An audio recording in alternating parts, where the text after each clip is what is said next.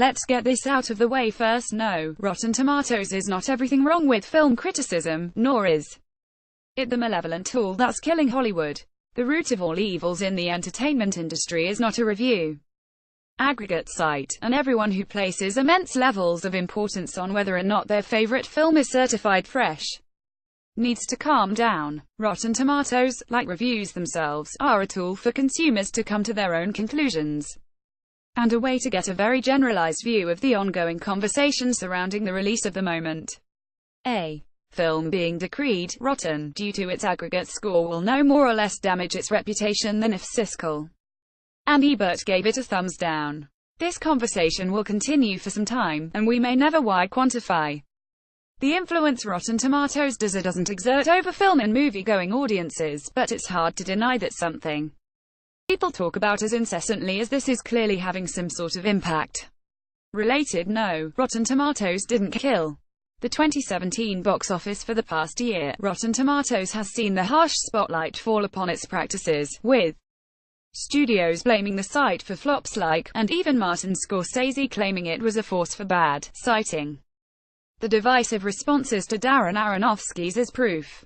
It's true that the site has attracted some unsavory responses as well, as any critic who has received harassment for being the dissenting negative review in a sea of tomatoes can testify. An unnerving amount of weight has been placed by many on that almighty rotten fresh score, to the point where even posters and TV spots now highlight it to potential audiences in marketing, and that's something Rotten Tomatoes seem keenly aware of. They know people want that score, so it made business sense to delay unveiling the official aggregate score to the long-awaited so they could build hype for their Facebook series. Suffice to say, the responses were not good, with some speculating that the move was done to appease Warner Brothers. The site is owned by Fandango Media, which Warner Brothers Entertainment have a 30% stake in, with the rest belonging to Comcast NBC Universal. The show's host explained the score of 43% to viewers. Obviously we've seen the conversations about the Justice League Tomatometer, and we get it. You guys are passionate about this film, but we hope everyone understands, the only thing we're trying to do is add context and conversation around the Tomatometer, and not just give a number. That's still true. Rotten Tomatoes is essentially the middleman to the discussion, one who provides a general view that's easy for consumption, but it's hard to make that case when they decide to hide certain scores in order to build personal hype. There's a difference between giving viewers an overview of a film's critical conversation and using that to create a spectacle for purposes of profit and branding. The Tomatometer score is their holy grail, but wielding it like this will only hurt them and exacerbate the already fiery criticisms surrounding them. Related: Rotten Tomatoes doesn't impact box office. According to new study, it's tough to overlook the questions of media monopoly and overreach of power that something like this opens up. Regardless of whether or not someone at Warner Brothers nudged the site they have a minority stake in to make the score a big reveal in the hopes it wouldn't affect first-week sales, it's a question many will find themselves asking. As pointed out by many critics and industry journalists, this is a bad look.